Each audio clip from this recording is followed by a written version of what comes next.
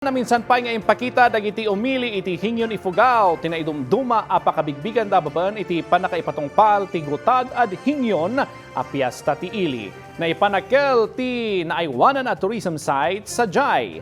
Ada detalye ni Marcelo Ligawon ti Philippine Information Agency Cordillera. Ginasgasot a residente ti sangapulo ket dua a barangay ti hingyon ifugaw ipimaset iti selebrasyon ti gotad ad hingyon itaylaeng nabiit. Naglukat ti festival babaen iti namaris a cultural parade. No sa dino, bida ti na isang sangayan a kultura ken pakabigbigan dagiti nangibagi iti bab barangay. Intapok namitlaeng dagiti lokal a produktoda ken tourism attractions.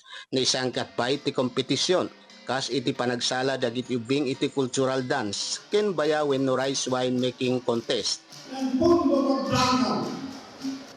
Helping each other to carry each other's burdens and ensure that no member is left behind.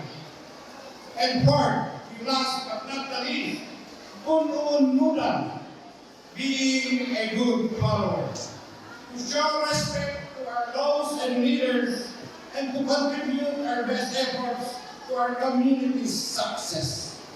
Iti mensahe ni Office of Civil Defense Undersecretary Harold Cabreros nga imbasa ni OCDCA Regional Director Albert Mugol, kinunana at selebrasyon ket mangipakbakita mitlaing iti panagkaykaysa ti komunidad ana pagmaymaysa iti tradisyon ken kultura. The Gotad at Hingyon Festival is more than just an event.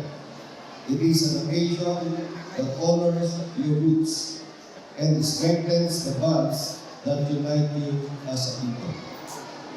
It shows a community that takes pride in its identity.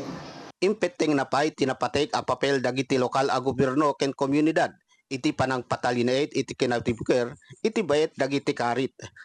Disaster resilience is not just the responsibility of the government alone.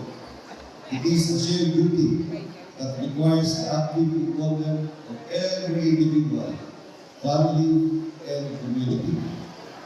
Allow me to reinforce this important principle. Prepared individuals build prepared communities.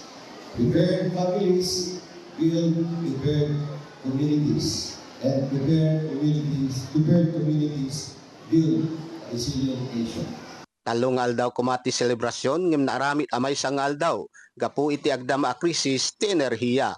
Manipod ditoy ifugaw, Marcelo Ligawon ti Philippine Information Agency Cordillera para iti pambansang TV iti baro a Pilipinas.